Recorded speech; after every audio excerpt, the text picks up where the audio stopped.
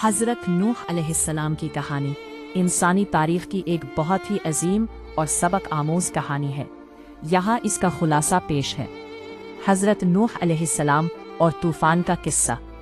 बहुत अरसा पहले जब दुनिया में बुराइयाँ बहुत बढ़ गई और लोग अल्लाह को भूलकर बुतों की पूजा करने लगे, तो अल्लाह ताला ने हज़रत नूह अलैहिस्सलाम को अपना नबी बनाकर भेजा।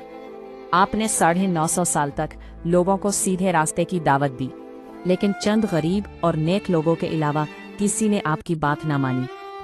कश्ती की तामीर। जब कौम की नाफरमानी हद से बढ़ गई, तो अल्लाह ताला ने हज़रत नूह अलैहिस्सलाम को एक बहुत बड़ी कश्ती बनाने का हुक्म दिया। आपने एक सहरा नुमा जगह पर कश्ती बनाना शुरू की, तो लोग आपका मजाक उड़ाने लगे। यहाँ पानी का नामो निशान नहीं और आप कश्ती बना रहे हैं। लेकिन आप अल्लाह के हुक्म पर अमल करते रहे। तूफान का आगाज। जब कश्ती तैयार हो गई, तो अल्लाह का हुक्म आया। जमीन से चश्मे उबल पड़े और आसमान से मौसलाधार बारिश शुरू हो गई। अल्लाह के हुक्म के मुताबिक हज़रत नूह अलैहिस्सलाम ने तमाम ईमान लाने वालों को कश्ती में सवार किया। हर जानवर और परिंदे का एक एक जोड़ा, नर और मादा, कश्ती में रखा गया। नाफरमानों का अंजाम।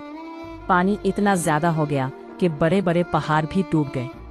हज़रत नूह अलैहिस्सलाम का अपना बेटा, जिसने कश्ती में सवार होने से इनकार कर दिया था, वो भी मौजों की नजर हो गया। अल्लाह ने नेक लोगों को बचा लिया और नाफरमानों का नामो निशान मिटा दिया। का इख्तिताम। कई दिनों के बाद बारिश थमी और जमीन ने पानी जज़्ब कर लिया।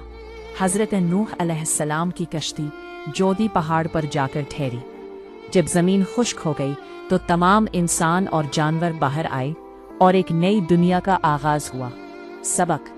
ये कहानी हमें सिखाती है कि हमेशा सच्चाई का साथ देना चाहिए और अल्लाह की हिकमत पर मुकम्मल भरोसा रखना चाहिए, क्योंकि कामयाबी हमेशा नेक लोगों की होती है।